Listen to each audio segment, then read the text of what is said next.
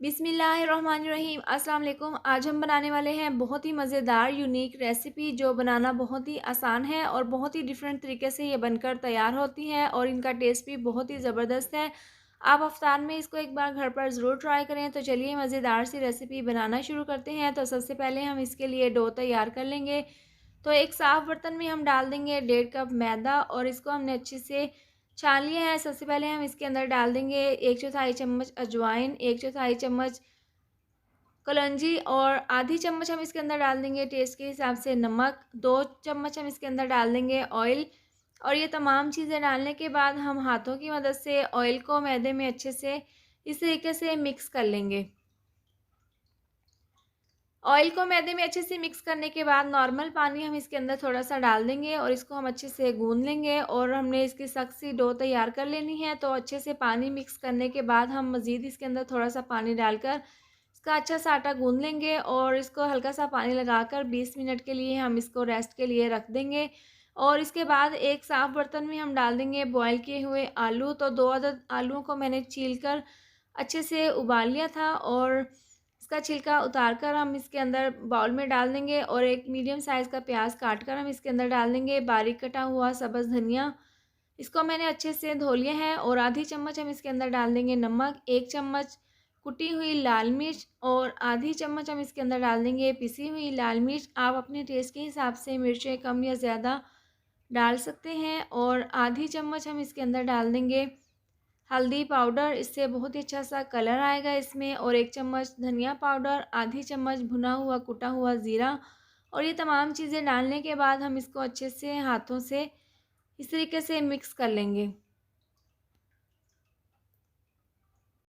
Mixture को अच्छे से मिक्स कर लिया है। इसके बाद 2 चम्मच हम इसके अंदर डाल देंगे मैदा और मैदा डालने के बाद हमने इसको अच्छे से दोबारा से मिक्स कर लेंगे और 10 मिनट के लिए हम इसको रेस्ट के लिए रख देंगे। 10 मिनट के बाद हाथों पर हल्का सा ऑयल लगाने के बाद हम जितना हमने रोल जिस साइज़ में बनाना है उस साइज़ के लिए हम मिक्सचर ले लेंगे और इसका ज़बरदस्त सा रोल तैयार कर लेंगे। एक रोल मैंने आपको तैयार करके दिखा दिए हैं, बाकी के हम इसी तरह से तैयार कर लेंगे।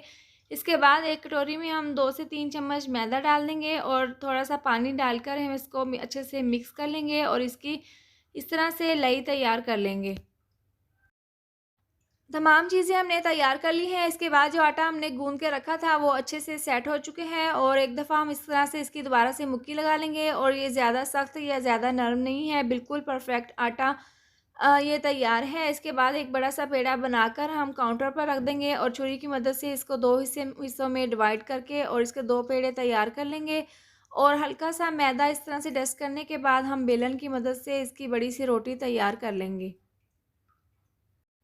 तो मैंने यहाँ पर बड़ी-सी रोटी तैयार कर ली है। इसके बाद पिज़्ज़ा कटर की मदद से हम इसके किनारों को इस तरीके से काट लेंगे। आप यहाँ पर छुरी की मदद से भी इसको काट सकते हैं और दोनों साइडों से अच्छे से काट लेने के बाद रोल हम इसके ऊपर रखकर इसको भी लंबाई की शेप में इस तरह से इसको सीधी लाइन में काट लेंगे और दोनों साइडों से काट लेने के बाद रोल को हम इसके ऊपर रखकर इसको अच्छा से फ़ोल्ड कर लेंगे। ज़्यादा हमने यहाँ पर फ़ोल्ड नहीं करना, इसको हमने अच्छा सा टाइट सा रोल फ़ोल्ड कर लेंगे और दोनों साइडों से इसको इस तरह से फ़ोल्ड कर लेने के बाद हम पिज़्ज़ा कटर की मदद से इसके किनारों को इस तरह से काट लेंगे। और 2 रोल मैंने यहाँ पर तैयार कर ली हैं और इन दोनों रोल को हम एक अलहदा कर लेंगे और इस तरह से अलहदा कर लेने के बाद दोबारा से इसके ऊपर रोल रख के इसको हम इस अच्छे से फ़ोल्ड कर लेंगे। और यहाँ पर 4 रोल मैंने तैयार कर ली हैं और जो लई हमने तैयार की है उसको हम ब्रश की मदद से इसके ऊपर इस तरीके से इसके किनारों को के ऊपर लगा देंगे और इस तरह से लगा लेने के बाद हम इसको फ़ोल्ड कर लेंगे। यहाँ पर 4 रोल मैंने तैयार कर ली हैं, बाकी के भी हम इसको इसी तरह से रोल बना लेंगे। तो यहाँ पर मैंने बारीक सेवइयाँ ली हैं और इनका बिल्कुल बारीक चूरा बना लिए हैं। इसको इसके बाद ये रोल को लई के अंदर इस तरह से डिप करने के बाद सेवइयाँ इसके ऊपर इस तरह से लगा देंगे और इससे इसकी लुक बहुत ही ज़बरदस्त आएगी और ये बहुत ही ज़बरदस्त स्नैक्स बनकर तैयार होंगे। और अगर आपको मेरी वीडियो पसंद आए तो आप इसको लाइक और शेयर करें और अगर आप चैनल पर नए हैं तो इसको सब्सक्राइब भी ज़रूर कर दें। और इस तरह से एक रोल मैंने आपको तैयार करके दिखा दिए हैं, बाकी के भी हम इसी तरह से तैयार कर लेंगे। तो मैंने यहाँ पर तमाम रोल तैयार कर ली हैं, इसके बाद हम इनको फ्राई कर लेंगे। पैन में ऑयल को मैंने अच्छे से गर्म कर लिया है। इसके बाद मैं तमाम स्नैक्स इसके अंदर डाल दूँगी और इस तरह से डाल लेने के बाद नीचे से आँच को स्लो कर दूँगी। स्लो आँच पर हम इनको 5 से 8 मिनट तक अच्छे से फ्राई कर लेंगे।